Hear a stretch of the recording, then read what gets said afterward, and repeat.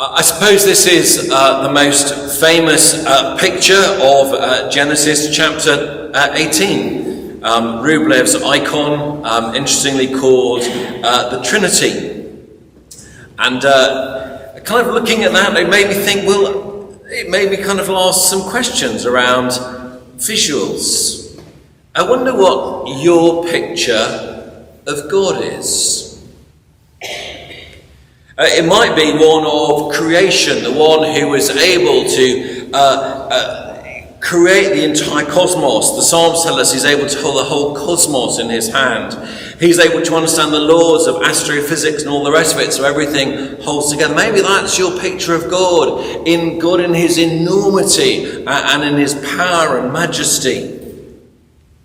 Or maybe you were touched by the story we had a few weeks ago in Genesis 15, where suddenly there is this darkness comes upon Abraham, as he was called then, and it's kind of all darkness, and this blazing torch comes in the midst of the sacrifice and walks in between. That same darkness that, of course, will come over Mount Sinai when the tablets are given, that same darkness that comes over the world when Jesus is crucified. The sense in which there is a dread of God and his holiness. Or maybe I love this, that picture from Isaiah 6 where he cries out when he has a vision of the beauty and holiness of God. Woe is me, for I am undone. I am a man of unclean lips, living amongst a people of unclean lips. I wonder what your picture is.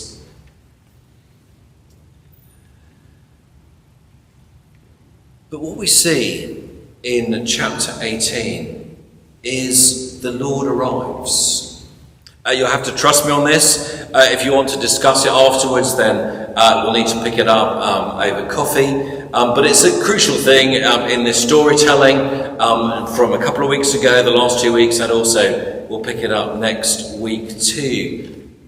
But the Lord arrives in the guise of a weary, footsore traveller, in need of rest, washed feet, something to drink, and something to eat. And that's what happens in the first bit of chapter 18, the verses that we didn't read. Did Abraham know who it was that had pitched up at his tent? That's a question for home groups. If you're not in a home group, speak to me afterwards, or we can chat about that over coffee. But I don't want to dwell on it, because today is a story about Sarah. We've titled today, Real Joy and the Laughing Woman, because it's the story of Sarah. And so we picked it up at verse 6. And I'd like to say that Sarah is centre stage, but actually she's off to the side. She's behind a tent flap. But she is the central character in this story. But in her culture, it would have been inappropriate for her to come and sit and eat with the men, to come and be part of that. So she's kind of centre stage whilst being off stage. But she is still the key character. Why? I think there are three things. There's no new information in this chapter about the promises that God has already given to Abraham. There's no new insight. But I think there are three reasons. Because the Lord comes to speak with Sarah, to counsel Sarah, and he comes because Sarah, obvious comment, but Sarah isn't Abraham. Let's go through those. Verse 12, when the promises are re-echoed, she laughs. She laughs to herself as she thought, after I'm worn out and my Lord is old, how will I have this pleasure? She doesn't believe. She's followed Abraham and his devotion to his God. She's tried other ways. We saw that a couple of weeks ago. And when Adam was preaching, and she tried to get Hagar involved, and that kind of didn't go very well at all. So now she's just kind of resigned. And all the reasons why actually she doesn't need to believe in God's promises. And so he comes to speak to her. The key details in verse 11, I'm beyond the menopause. I can't have one. Doesn't this visitor know anything about women and how the body works? You can see that she's kind of mocking the promise. It's ridiculous to even think that any sane person would even believe such a thing. And so she mocks. And then when the Lord, speaking to Abraham, knowing very well what's going on behind the tent flap, speaks to Abraham, notice, she comes, out of the tent at this point and stands by his side. It says she's fearful. Fearful of what? Fearful for Abraham that suddenly everything might go wrong? Is she there to protect him in case the visitors get angry with Abraham about her behaviour? Fear that this visitor knows that she's still not holding on to her faith? Fear that Abraham or the visitor or both will see her lack of belief? So she doubles down on her first lie and mocking. No, she lies again. I did not lie, she says. It's kind of a jaw-dropping moment, isn't it? She's standing in front of the Lord, God the Son, who the Bible tells us is the wisdom of God, the author of creation. And she's lying to his face. What will God do in the face of such blatant sinfulness and disregard? The defying to his face. But he speaks gently. Yes, you did. That's all. He came to speak to her, but he came also to counsel, because she has deep and bitter disappointment. Adam has already touched on this, just about a little bit about how her whole identity as a woman and everything else would have been completely, in a sense, shaken and destroyed by her lack of children. But verse 12 possibly needs a little bit more of an explanation. Because often when it's translated kind of into English, it kind of tries to make it a little bit euphemistic. You remember a couple of weeks ago we talked about how it said Sarah had put Hagar into the arms of Abraham. Well, she did more than that, but anyway. And here, it's really brutal. She says, will I have pleasure? Will I have pleasure? What do you think she's talking about? She's not talking about childbirth. If you think that childbirth is a pleasure, then you're a bloke and haven't been through it. No, she's talking about sex. She's saying, I'm too old. I'm worn out. We're never going to have a kid because we're not even having sex anymore. So how's that going to happen? How on earth can I have a baby when my husband doesn't even look at me or consider me? Gosh, that's a deep level of hurt and sharing, isn't it? Would she have done that to Almighty God, appearing in a blaze of glory, opened up her inmost heart, her biggest hurts, the emptiness that she must feel? No. But this weary traveller somehow feels safe, allows her to open up, to be real and honest. And the Lord listens carefully, as he always does when we open our hearts in such a way. He doesn't judge her. He doesn't criticize her lack of belief or her failure to hold. He just listens and gives her the space to share. He also doesn't comment on her lack of faith. He understands the limits of what she does and doesn't believe. Her thinking and her mindset is just on human solutions. We've seen that already with her attempts to find a solution through Hagar. She is too old.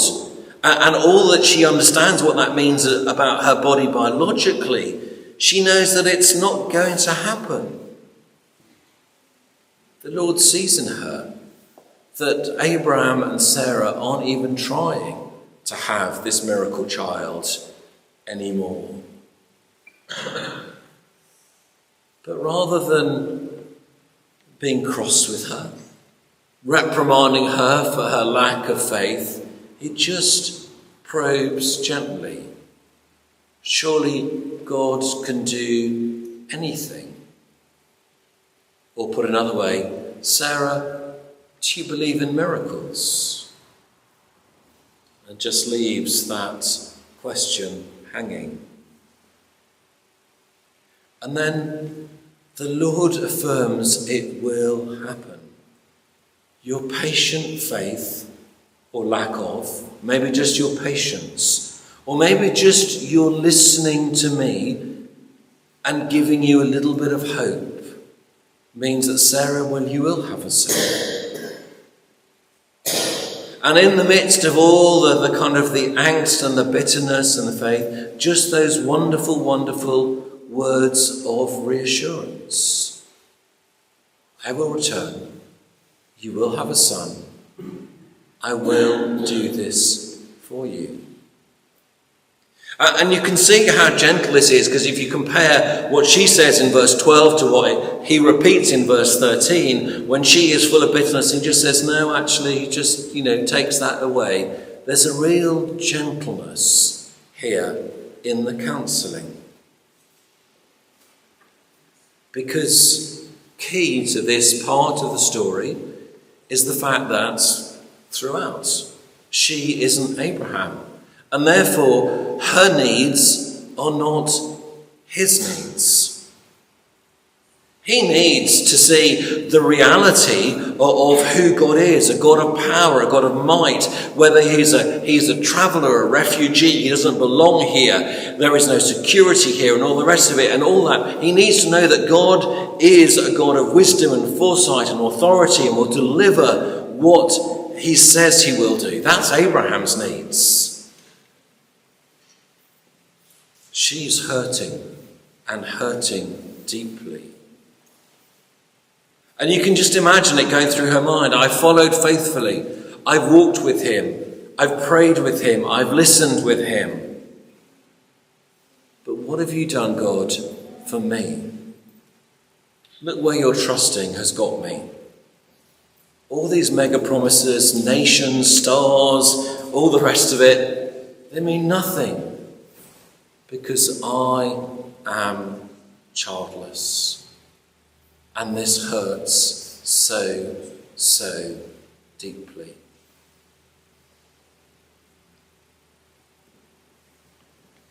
But more than the counselling, what she needs is her own personal encounter with God.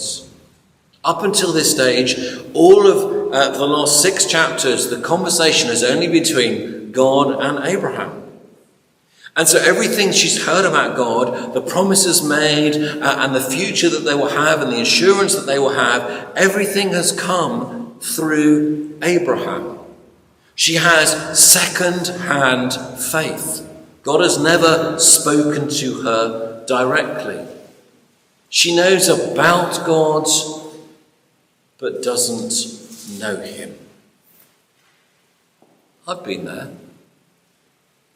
I had fantastic, loving, faithful parents who told me everything to know about Jesus. They would read the Bible at Sunday lunchtimes. I was sent to a church school where I could be taught about faith and everything. I knew loads. I could answer every question there was.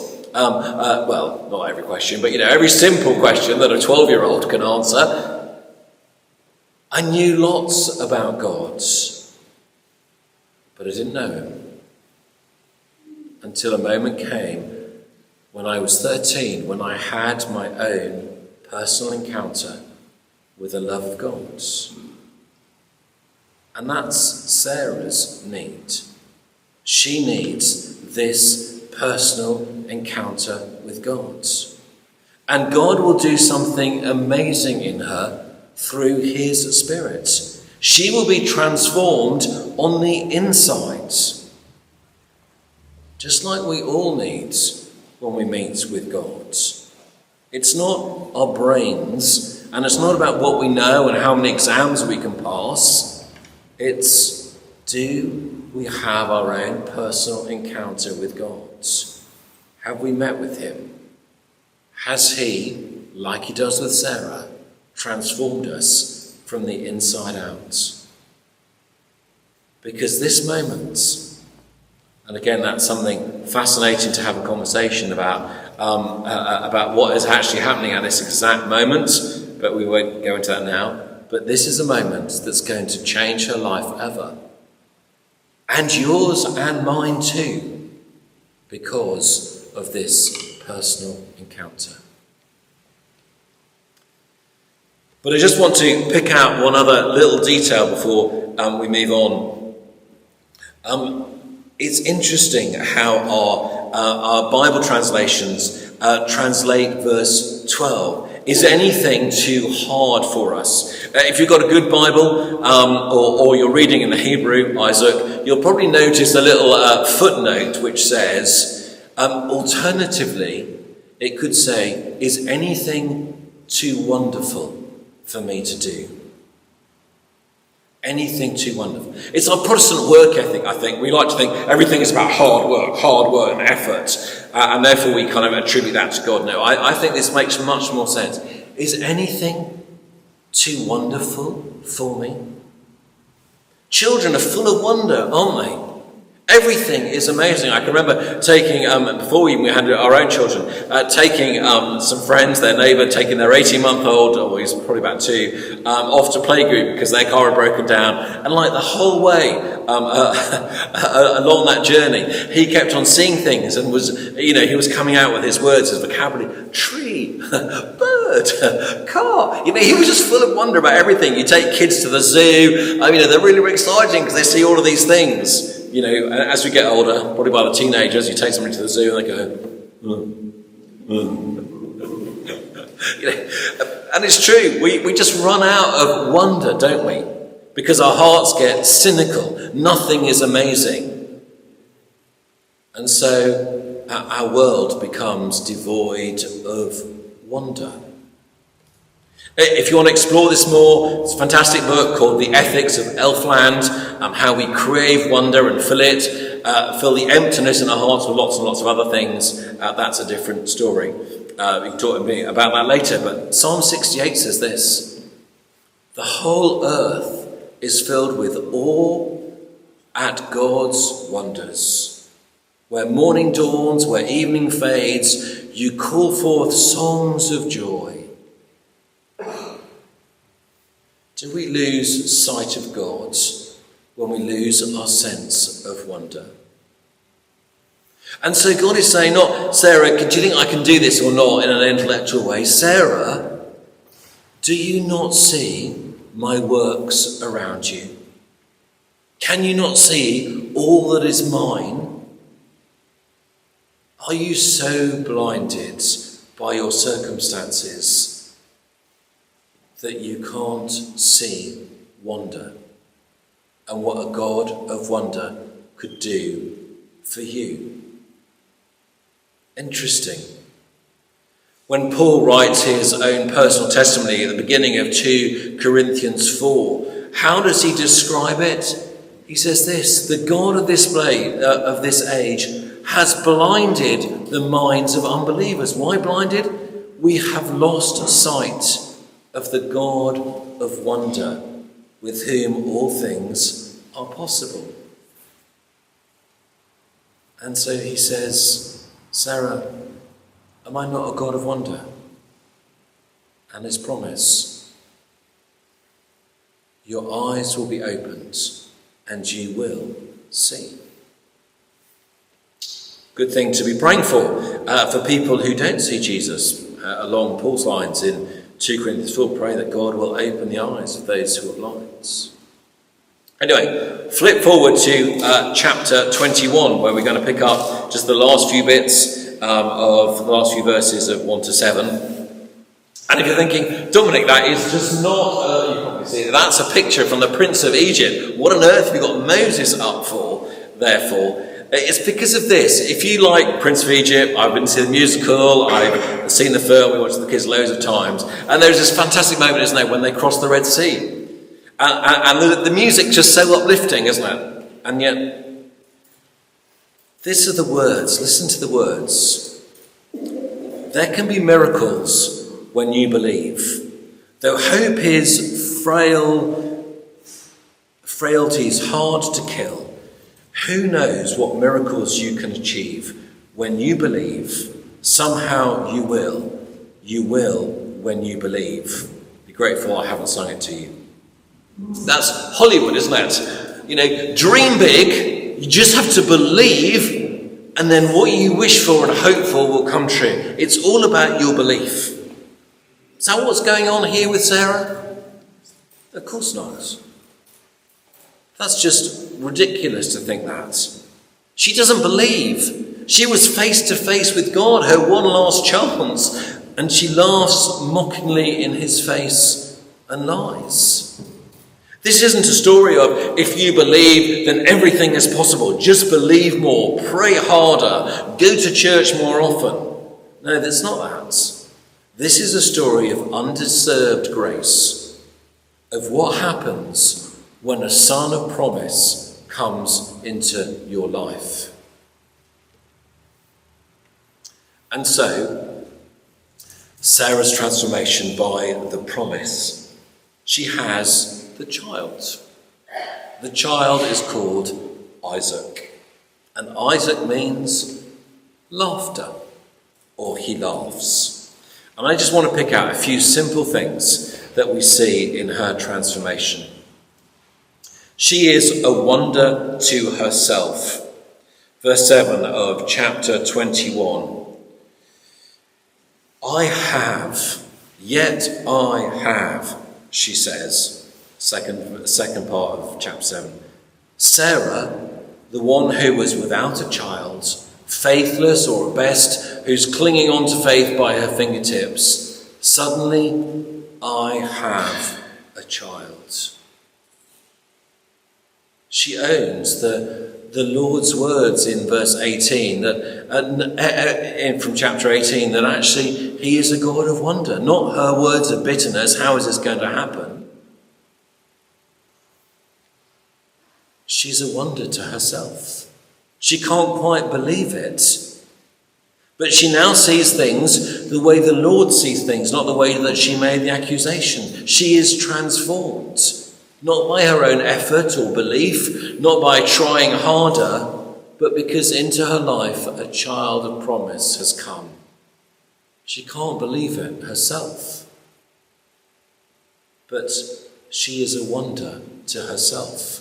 She has become one of God's wonders. She laughs at her past.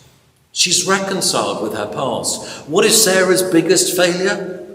I think standing in front of God and laughing to his face is a pretty big failure, don't you?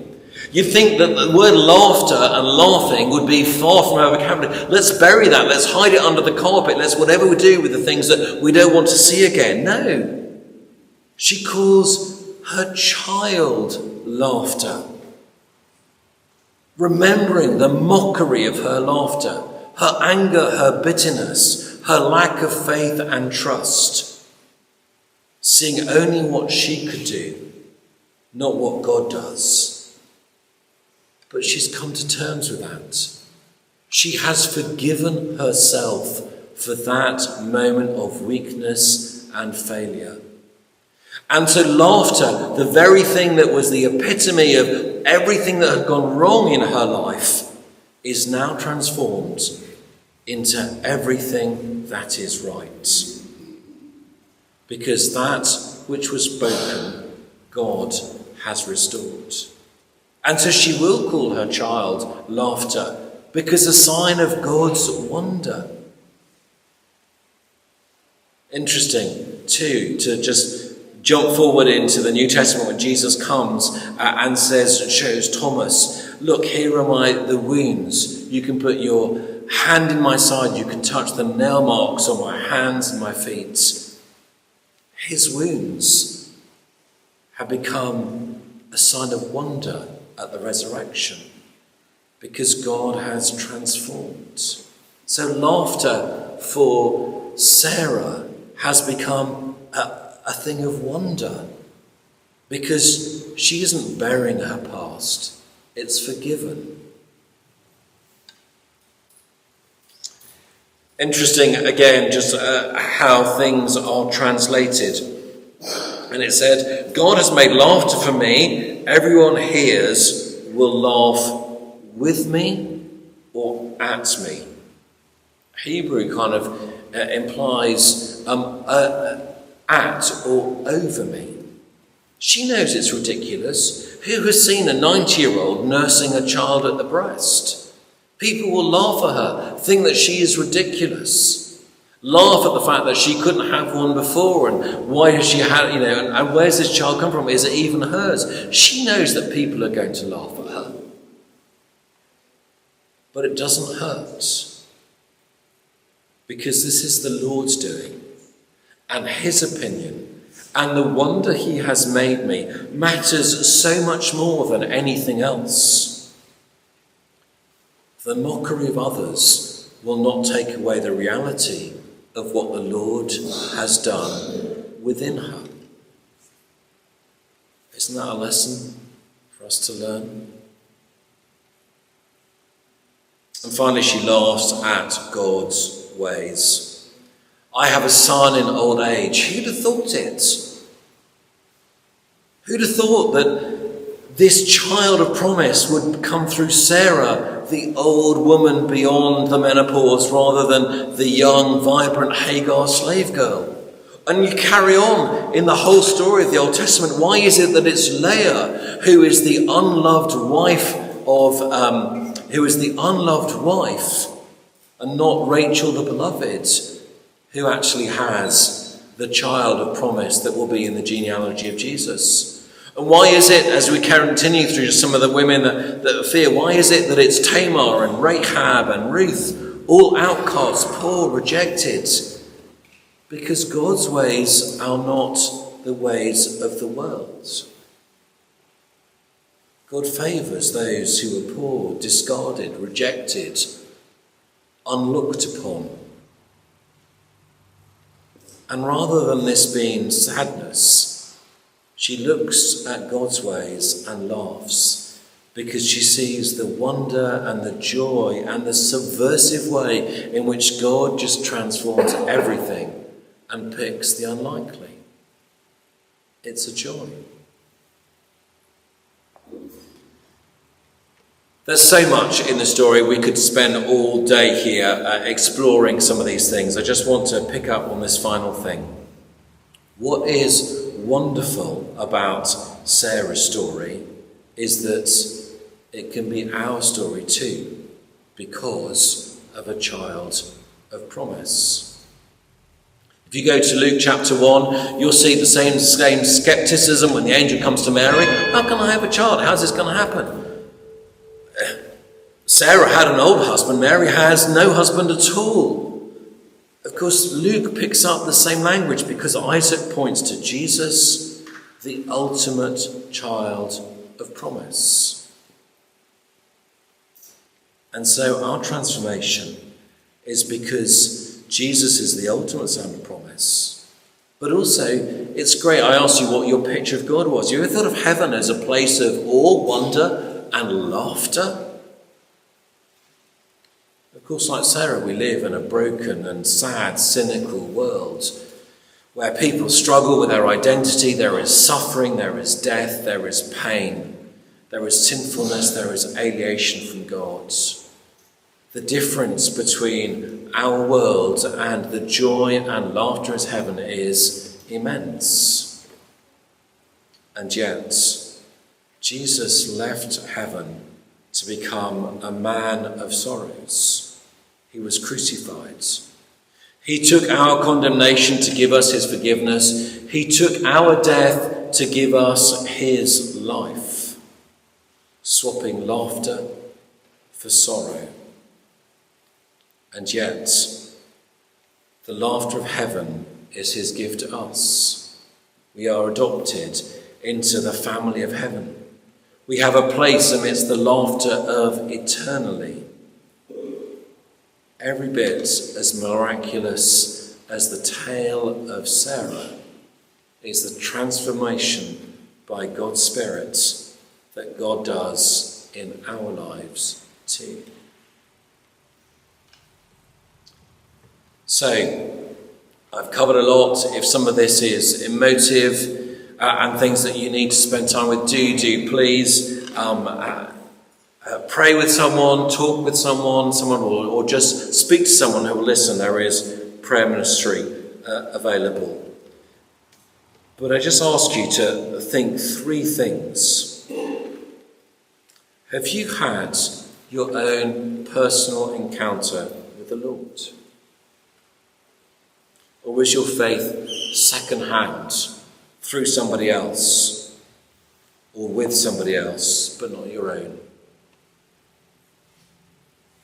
Does the miracle of Jesus' presence in your life bring wonder, joy, and laughter? Or maybe the laughter of others, the laughing in your past robs you of joy in the present. Again, it's worth spending time, prayer, talking, listening, so that the miracle of Jesus in our lives brings you wonder. And the third one, will you rejoice in God's ways? Sarah rejoiced afterwards. But actually the challenge for many of us, where we live in the now and not yet, is will we rejoice in God's ways before we see the fulfillment of all his promises? Some questions to ponder.